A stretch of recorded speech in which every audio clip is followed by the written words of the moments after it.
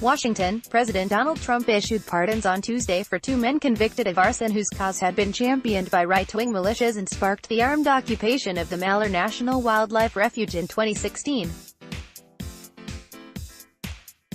Trump signed full pardons for Dwight Lincoln Hammond Jr.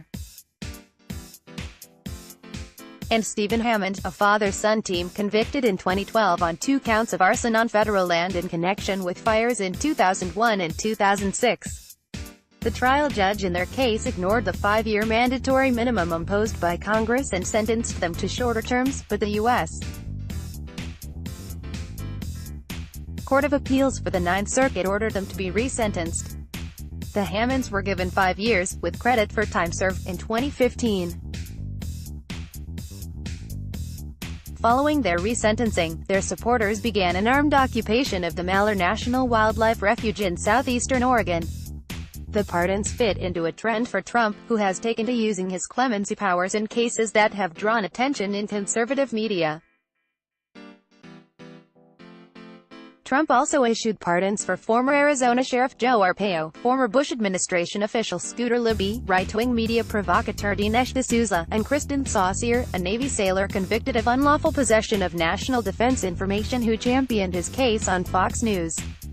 In a statement, White House Press Secretary Sarah Huckabee Sanders said that evidence against the Hammonds was conflicting, and noted the trial judge's opposition to imposing the required mandatory minimum sentence. The statement said the Obama administration's decision to appeal the shorter sentence was overzealous and unjust.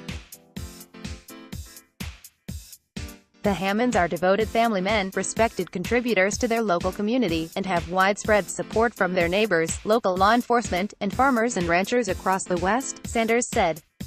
Justice is overdue for Dwight and Stephen Hammond, both of whom are entirely deserving of these grants of executive clemency. Jennifer Ricala, executive director of the Center for Western Priorities, said the pardon sent a dangerous message to America's park rangers, wildland firefighters, law enforcement officers, and public lands managers. President Trump, at the urging of Interior Secretary Ryan Zinke, has once again sided with lawless extremists who believe that public land does not belong to all Americans. The Hammonds had previously been accused of making death threats against federal officials and were arrested in 1994 after trying to stop federal workers from fencing off a canal at Malheur. Dwight Hammond had reportedly threatened to kill the manager of the refuge that the Hammonds had used for their cows. This article has been updated to include comments from Jennifer Ricala. Ryan Riley is HuffPost's senior justice reporter covering the Justice Department, federal law enforcement, criminal justice and legal affairs. Have a tip? Reach him at ryan.riley@huffpost.com or on Signal at 202-527-9261. Download. Do you have information you want to share with HuffPost? Here's how.